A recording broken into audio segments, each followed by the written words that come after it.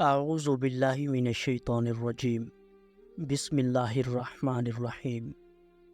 تمام دیکھنے اور سننے والوں کو السلام علیکم۔ حضرت امام حسین رضی اللہ تعالیٰ عنہ کی شہادت۔ اہل بیت نبوت کے افراد جب ایک ایک کر کے شہادت پا گئے تو آخر میں حضرت امام حسین رضی اللہ تعالیٰ عنہ نے میدان میں آنے کا ارادہ فرمایا۔ حضرت زین العابدین رضی اللہ تعالیٰ عنہ جو اس وقت بیمار تھے، حضرت امام حسین رضی اللہ تعالیٰ عنہ کے پاس آئے اور عرض کرنے لگے، ابا جان مجھ پر ایسی زیادتی تو نہ کیجیے، میرے ہوتے ہوئے آپ میدان میں جائیں، یہ مجھے گوارا نہیں۔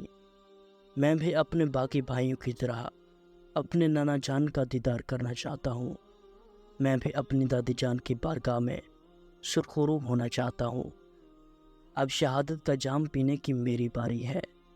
آپ نے فرمایا، بیٹے تو میدان جنگ میں نہیں جائے گا کہ خانہ رسول صلی اللہ علیہ وآلہ وسلم کا ہر چراغ گل ہو چکا ہے، ہر پھول مرجھا چکا ہے، اب میری نسل میں فقط تو ہی باقی رہ گیا ہے، مجھے تو شہید ہونا ہی ہے، اگر تو بھی شہید ہو گیا تو میرے نانا کی نسل کیسے چلے گی؟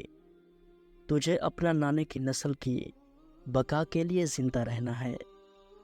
چنانچہ حضرت امام حسین رضی اللہ تعالیٰ عنہ امام زین العابدین کو چھوڑ کر خود میدان کربلا میں اترے۔ مقابلے میں آپ دیر تک یزیدیوں کو جہنم واصل کرتے رہے۔ پورے یزیدی لشکر میں کوہرام مچا ہوا تھا۔ حضرت علی شیر خدا رضی اللہ تعالیٰ عنہ کا یہ بیٹا تلوار لے کر جس طرف بھی نکل جاتا، یزیدی لشکر خوف زدہ بھیڑوں کی طرح آگے بھاگنے لگتا۔ آپ اپنی شمشیر تشنہ لب کی پیاس بے وفا اور موقع پرست کوفیوں کے خون سے بجھاتے رہے اور خود تلواروں اور نیزوں کے وار سہتے رہے۔ اس معرکہ کے دوران آپ کو بہت پیاس لگی۔ آپ نے پانی کے لیے درائے فرات کا رخ کر لیا، مگر دشمن سخت مزاحمت کرنے لگا۔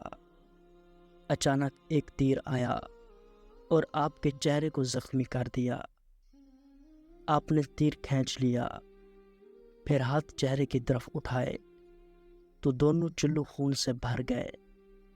آپ نے اپنا خون آسمان کی طرف اچھال دیا اور خدا کا شکر ادا کرتے ہوئے کہا، الہی میرا شکوہ تجھی سے ہے، دیکھ تیرے رسول صلی اللہ علیہ وآلہ وسلم کے نواسے کے ساتھ کیا برتاؤ ہو رہا ہے۔ اس کے بعد شمر نے کوفہ کے تقریباً 10 آدمیوں کے ساتھ حضرت امام حسین رضی اللہ تعالیٰ عنہ کے خیمے کی طرف بڑھا، جہاں آپ کے اہل و عیال اور مال و اسباب تھا۔ حضرت امام حسین رضی اللہ تعالیٰ عنہ اپنے اہل خانہ اور قافلہ کی طرف آنے لگے تو شمر اپنے ساتھیوں کے ہمراہ آپ کے اور آپ کے قافلے کے درمیان حائل ہو گیا۔ اس پر حضرت امام حسین رضی اللہ تعالیٰ عنہ نے فرمایا، افسوس ہے تم پر، اگر تمہارا کوئی دین نہیں ہے اور تم قیامت کے دن سے نہیں ڈرتے تو کم از کم دنیا کے ذی حسب اور شریف انسان تو بنو، اپنے اوباشوں اور جہلوں کو میرے اہل و عیال اور مال و اسباب سے دور رکھو۔ شمر نے جواب دیا کہ اے فاطمہ کے بیٹے، تیرا یہ مطالبہ منظور ہے۔ عبداللہ بن عمار سے مروی ہے کہ جب حضرت امام حسین رضی اللہ تعالیٰ عنہ کا محاصرہ ہوا تو میں نے دیکھا کہ آپ میمنہ پر حملہ آور ہوئے۔ حضرت امام حسین رضی اللہ تعالیٰ عنہ کے حملے سے تمام سپاہی ڈر کے مارے بھاگ گئے۔ خدا کی قسم، میں حسین رضی اللہ تعالیٰ عنہ سے پہلے اور حسین رضی اللہ تعالیٰ عنہ کے بعد کوئی ایسا شخص نہیں دیکھا جو کثیر دشمنوں میں اس حالت میں گھرا ہوا ہو کہ اس کی اولاد اور ساتھی قتل ہو گئے ہوں، مگر پھر بھی وہ حضرت امام حسین رضی اللہ تعالیٰ عنہ کی طرح شجاع، دلیر اور مطمئن ہو۔ حضرت امام حسین رضی اللہ تعالیٰ عنہ دن کا طویل حصہ میدان میں کھڑے رہے۔ اگر لوگ چاہتے تو فوراً آپ کو قتل کر دیتے، لیکن ہر شخص دوسرے پر ٹالتا رہا، کیونکہ حسین رضی اللہ تعالیٰ عنہ کا گناہ کوئی بھی اپنے ذمہ نہ لینا چاہتا تھا۔ آخر شمر نے کہا، تمہارا برا ہو، کیا انتظار کر رہے ہو؟ کام تمام کیوں نہیں کرتے؟ اب ہر طرف سے نرغا ہوا۔ آپ نے پکار کر کہا، کیا میرے قتل پر ایک دوسرے کو ابھارتے ہو؟ واللہ میرے بعد کسی بندے کے قتل پر خدا تعالیٰ اتنا ناخوش نہیں ہوگا جتنا میرے قتل پر ناخوش ہوگا۔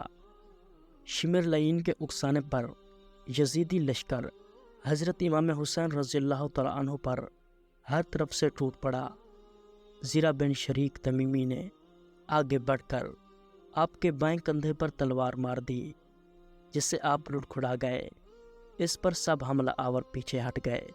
پھر سنان نے آگے بڑھ کر آپ کو نیزہ مارا، جس سے آپ گھائل ہو کر گر پڑے۔ سنان نے سواری سے اتر کر آپ کو ذبح کر دیا، سر تن سے جدا کر کے خولی بن یزید کے حوالے کر دیا۔ بعض روایت کے مطابق حضرت امام حسین رضی اللہ تعالیٰ عنہ کو شہید کرنے والا شمر بن الجوش تھا، اور یہ بھی کہا جاتا ہے کہ آپ کو بنی مزہج کے ایک آدمی نے شہید کیا۔ یزیدی لشکر کے بدبختوں نے آپ کے جسم مبارک کے تمام کپڑے اتار لیے۔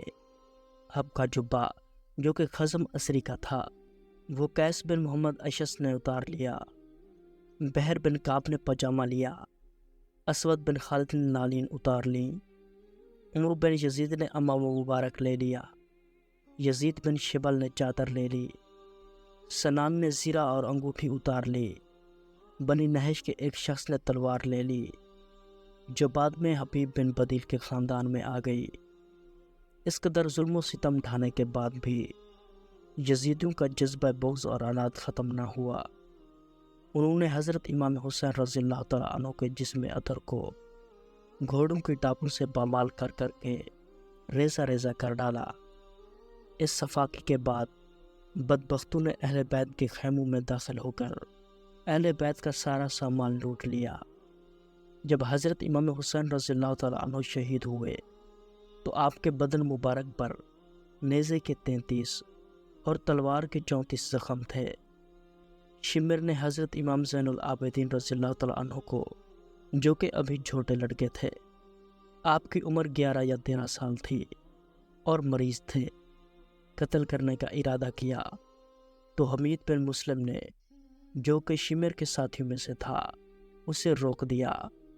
پھر عمر بن سعد خیموں میں آ گیا اور اس نے کہا کہ خبردار، کوئی ان عورتوں کے قریب نہ جائے اور نہ کوئی اس لڑکے کو قتل کرے، اور جس نے ان کے مال میں سے کوئی چیز لے لی واپس کر دے۔ راوی کا قول ہے کہ خدا کی قسم کسی نے بھی کوئی چیز واپس نہ کی۔ اسی دوران سنان بن انس ابن سعد کے خیمے کے دروازے پر آیا اور بلند آواز کے ساتھ یہ اشعار پڑھے، جن کا ترجمہ یہ ہے: میرے سواروں کو سونے اور چاندی سے مالا مال کر دے، میں نے ایک بے تاج بادشاہ کو قتل کیا ہے۔ میں نے اسے قتل کیا ہے جس کے ماں باپ سب سے افضل ہیں اور اپنے نسب میں تمام بلند نسب والوں سے بلند ہے۔ ابن سعد نے کہا کہ اسے اندر لے جاؤ۔ جب وہ اندر گیا تو ابن سعد نے اسے کوڑے سے مار کر کہا، افسوس ہے تجھ پر، کیا تو دیوانہ ہے؟ اگر تیرے یہ شعر ابن زیاد سنتا تو تجھے قتل کر دیتا۔